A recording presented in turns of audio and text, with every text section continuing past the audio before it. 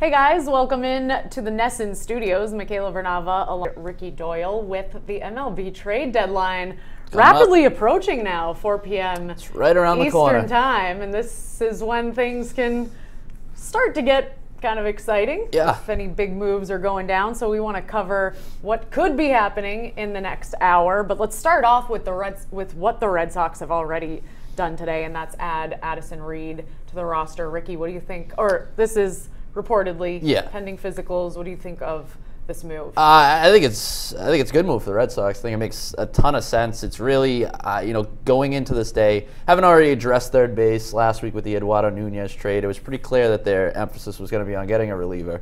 And Reed, as far as the relievers that are reportedly available, he's basically the top asset out there, at least as far as a rental goes. And really, I think that's what the Red Sox would prefer at this point. Given the cost to get a guy like that. So. This is somebody that's going to come in. He's going to fill that eighth inning role in front of Craig Kimbrell. You can still kind of mix and match, but I think that he has the potential to lock down that eighth inning. Also, I like the fact that he has some closing experience. So, on days when Kimbrell isn't available, he's a guy you can turn to secure that ninth inning. Didn't really have that to this point. I mean, you've had spurts throughout the season where Joe Kelly was dominant at times. Heath Embry's had some success. Matt Barnes had some success, but none of these guys have had have that closing experience of a guy like Reed. So he's reliable arm. The cost to get him wasn't much. I mean, I know some people might say that they overpaid a little bit, but I mean, you're giving up three minor league pitchers who.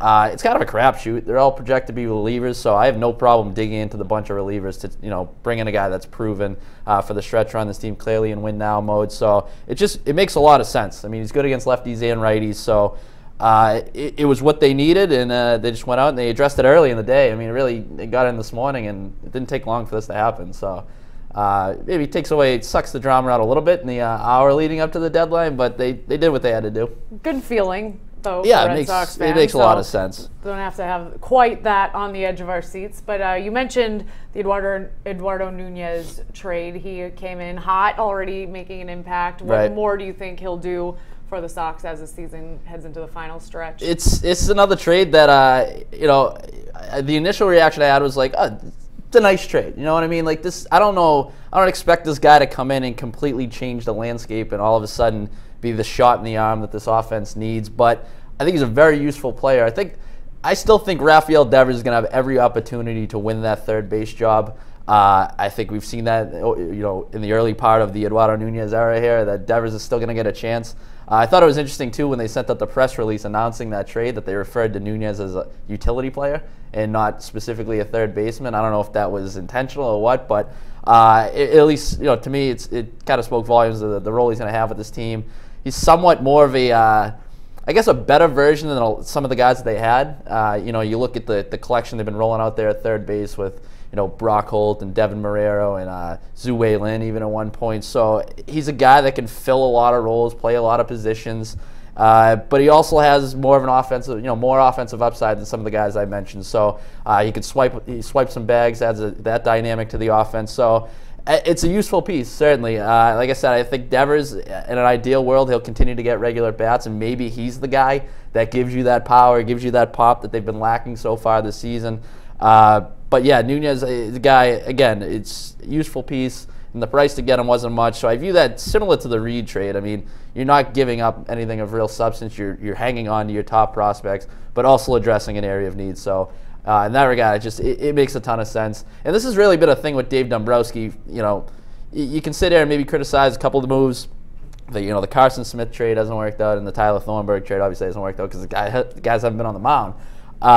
But he's pretty good at identifying what this team needs and going out and addressing it, for better or worse. And then whatever happens, happens. But he's pretty proactive, and I think that it was pretty clear that's what they were going to do with this deadline. They've done it so far. Okay, so with these needs now addressed, how comfortable are you with this roster and its ability to compete moving forward? Given the fact that there's an hour left, do you think they need to do more with the little time that is left? I mean, I would be surprised if they do anything else, anything significant. I would have liked to have seen them, and I still would like to see them if at all possible, at a left-handed reliever. I think that's something that they clearly need. Fernando Abad is basically your go-to lefty right now. It's a right-handed heavy bullpen. So if you could add a lefty reliever, I think that would be ideal. Now, I don't know if it's an opportunity to go out and get somebody like that. I mean, Justin Wilson reportedly going to the Cubs. I don't know if you want to pay the asking price for a guy like Brad Hand from the Padres, who they're apparently shooting for the moon in trade negotiations with him. So I don't know if it's there. I don't know if there's a deal to be made with regards to a lefty reliever, but that's the one area, I guess, if you say, what would you like to see them pick up in addition to what they already have? That's where I would say. As far as getting a bat, I know there's been a lot of talk about, should they go out and get a big name player or, somebody that maybe in the first base DH mold to, kind of add some punch to this lineup.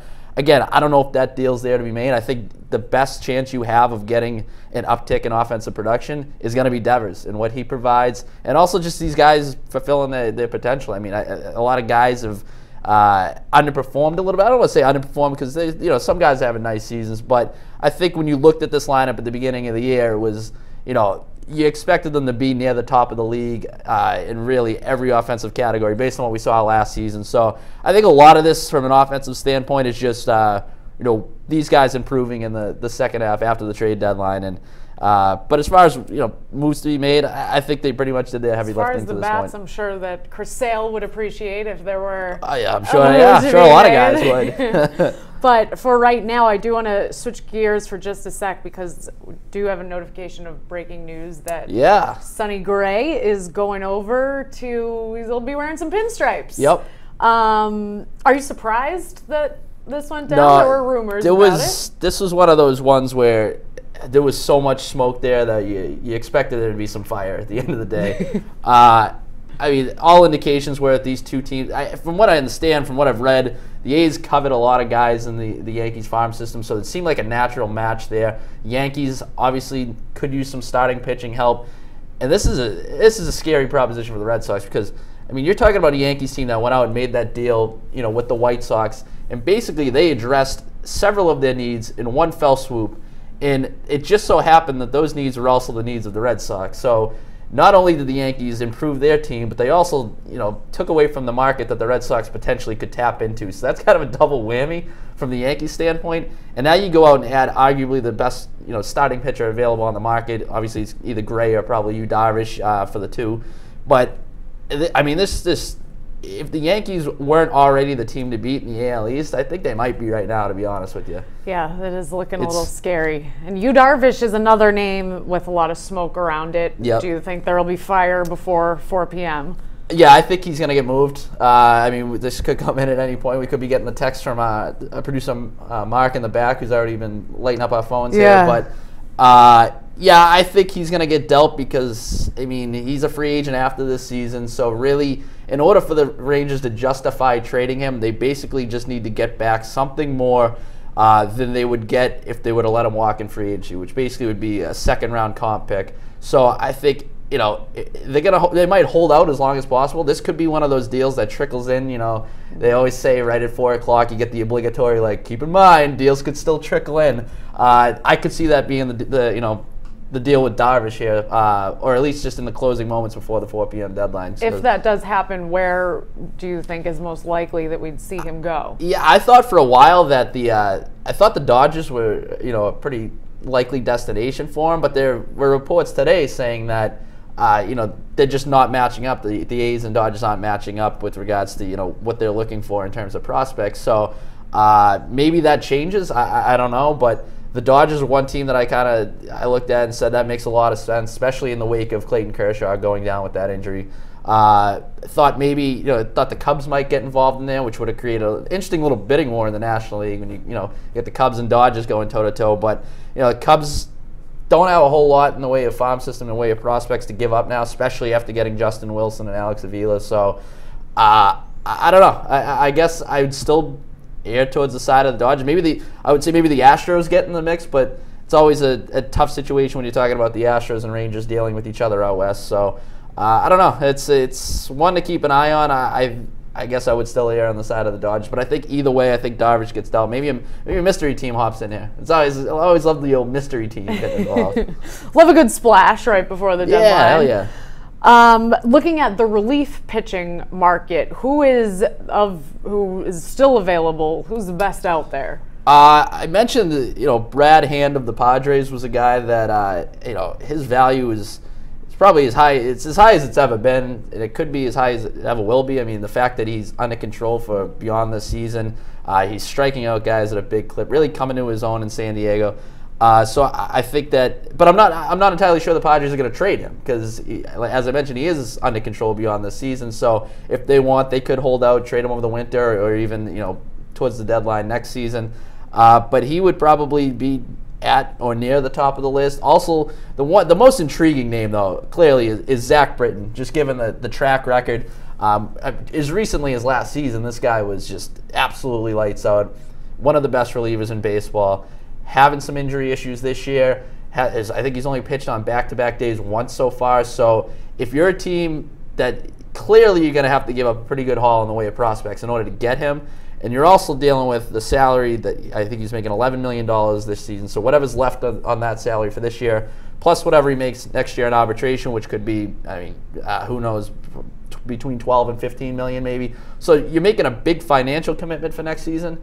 Also a big commitment in terms of what you're giving up in the way of prospects for a guy who has had injury problems this season, and there are some red flags there. I mean, the velocity has been there, but he's struggled at times when he has been on the mound this season. So there's certainly some concerns. It's a complete roll of the dice, in other words. It's a high risk, high reward kind of move.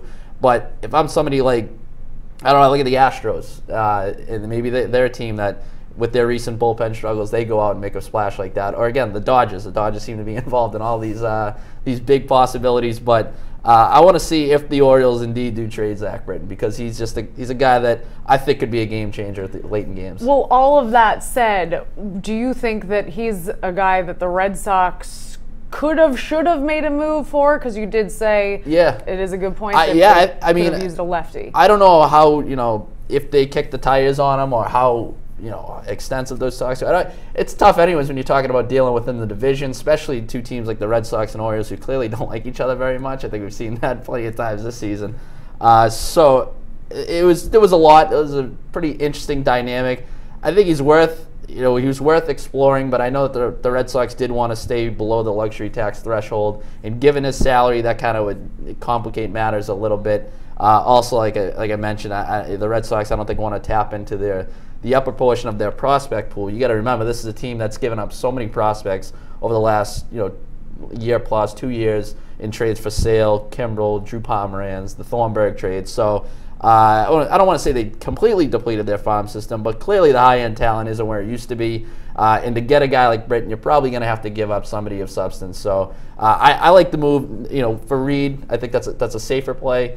Britton would have been the more flashy move, and certainly was worth exploring at least to some extent. But I like what they've done to this point, and I don't know. I don't think that.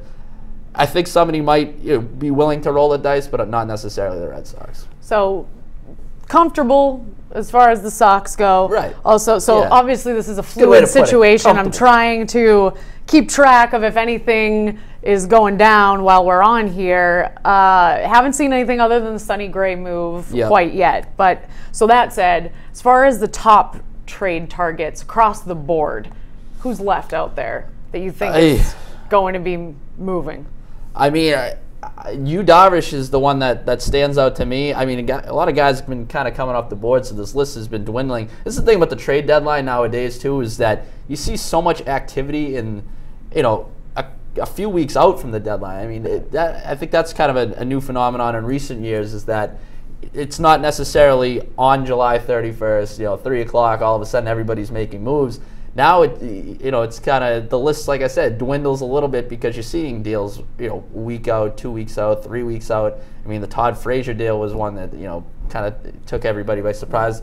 Jose Quintana going to the Cubs, that happened relatively early, and that, I mean, if he's still in the market, you're talking about him right up there with Sonny Gray and Darvish as far as the best arms available. So I would say, Darvish is the guy that maybe stands out to me, although I do have some concerns about him. I mean, this health's always an issue with him. He's started 22 games this year, hasn't made more than 22 starts since 2013. So you're asking this guy, obviously if you're getting him, you're a contender because you're getting this guy as a rental for the rest of the season.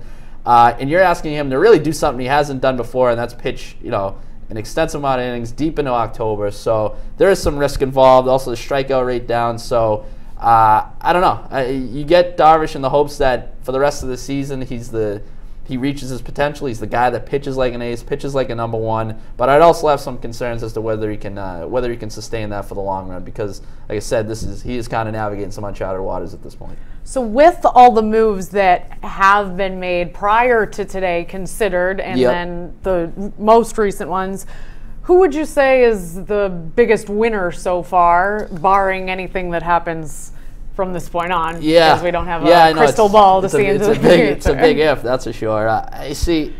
So we'll mark it right now at 3:20 p.m. If the trade deadline were right now, who would be the winner? I can't help but like what the Yankees have done. I mean, they've addressed all of their needs, basically, and this team was going to be a pain to begin with, but now you add Sonny Gray. Clearly, they needed to stabilize that starting rotation after losing Pineda for the year. So getting a guy like Sonny Gray, and this isn't just going to help him this season. Like I said, Sonny Gray's on the contract for 2 more years after this year, so they're getting a piece that's going to help him down the stretch now, and they're going to he's going to help him next year and the year after that, when that was kind of the window everybody envisioned before the season with regards to the Yankees. I don't think a lot of people expected them to be as good as they are this quickly. So I think next year was kind of the window. 2018, 2019 was when they kind of hit their stride, and now they got Gray added a piece for that window. I don't know, it's hard to compete with that. I like their bullpen has the potential to be lights out after that. We can talk about the Frazier aspect of that previous trade, but getting a couple good bullpen pieces there. So I like what the Yankees have done. Sox fans are tuning out left and right. Know, Stay with us, guys. We still have more to talk about. Sorry. I know they're not liking this news, but you're not wrong. So I like what the Cubs have done. Harsh dose of reality. But I know, yeah. Well, it's going to be it's kind of refreshing, though, to see both these teams back into sort of an arms race. I think you're going to see that maybe. Absolutely. Who doesn't love a little good competition? It's good to get. I mean, I'm not going to sit here and be like, "Oh, the Red Sox Yankees rivalry's back." I'm not going to. But the last series they had, it had a little bit of a different feel than it's had over the past couple of years, and it's because these two teams are so close in the standings, and the talent level I think on each team is so close at this point. They're both going out there. They're vying for, like I said, the Frazier deal. You get Frazier and a couple of relievers. That's a market the Red Sox are also, supposedly involved in. So they're competing for some of the same resources, going after the same, both competing for a division title. So it's a breath of fresh air in that regard. But as far as winners go, I also like what the Cubs have done. Quintana, obviously, getting him is a big boost. Wilson to add to their bullpen. They're pretty much depleting their farm system, but you can do that when your major league roster is so young and controllable, and they have these guys pretty much penciled in their lineup. The penciled in now are going to be penciled in next year and for the foreseeable future, so you can go out and trade prospects like they have. The Diamondbacks getting J.D. Martinez, already providing some pop there. Obviously, they're angling for a wild card spot in the National League.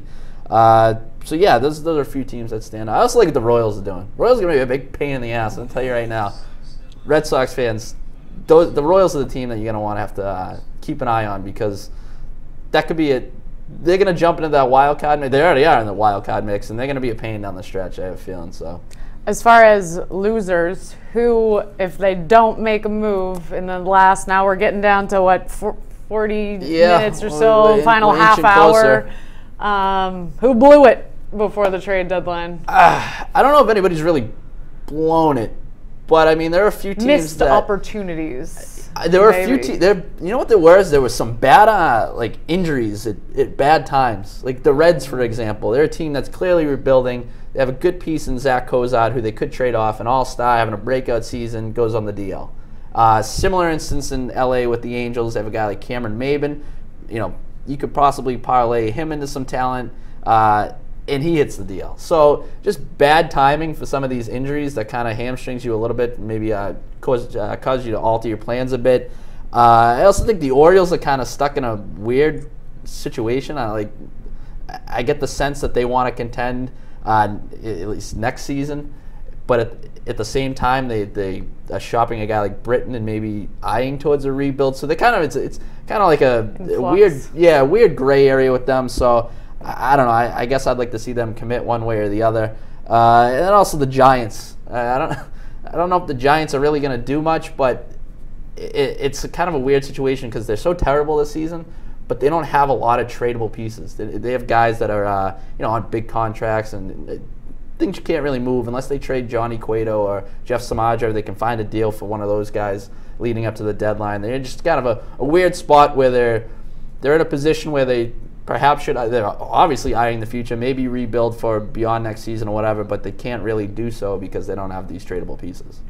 Yeah, that hurts. All right, Ricky, well, great analysis as usual from you. Thank you. And we want to tell everyone now to tune in to NESN in 5 minutes, actually. 3:30 p.m. We'll be handing our coverage over to Tom Caron for NESN's trade deadline special. So go ahead and tune in to NESN, and he will have you covered for anything that goes down. And keep in mind, deals can start trickling. I'm just going to get ahead of the curve.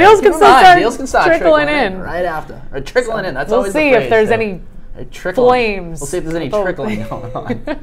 All right, that's it for us, guys. Thanks for tuning in.